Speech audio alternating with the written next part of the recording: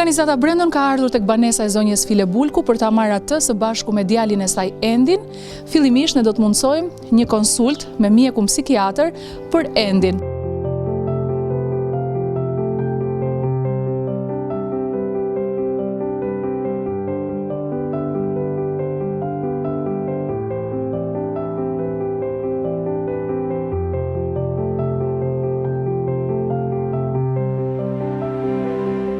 Ta marrim të recetën dhe do t'jam japësh rregullisht sipas skemës që do të t'japim, dakord? Të shkuara. Mirë pash.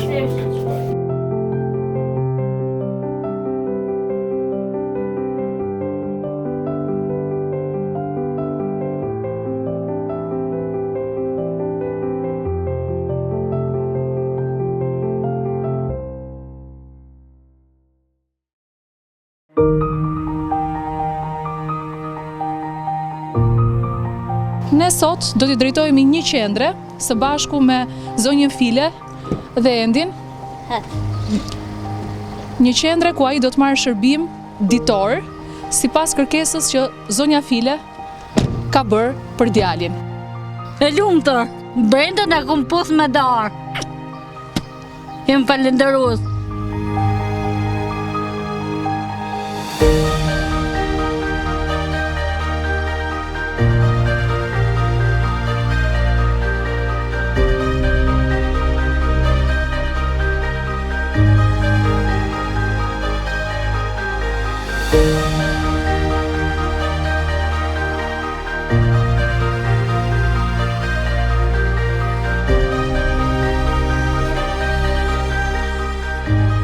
Pas fazës së ambientimit që do të ketë ai këtu, si do të vijojë më tej? Çfarë shërbimesh do t'i ofrojmë Andit? Terapitë që ne i kemi ndërtuar për të rinjt, që janë të posaçme, nuk janë ato që keni parë zakonisht për të terapitë të vegjëlve. Këto janë terapi që bëjnë aftësimin, pavarësinë, zbulimin e një aftësie për të integruar nesër.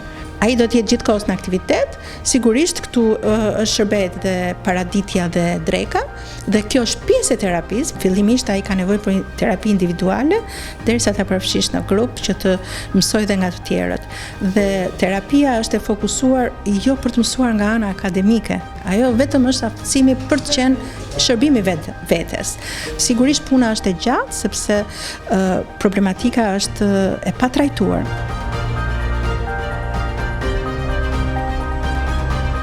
Për të mundësuar qëndrimin e Endit këtu, për disa orë gjatë ditës, dëshirë dhe kërkesë edhe nënës së tij.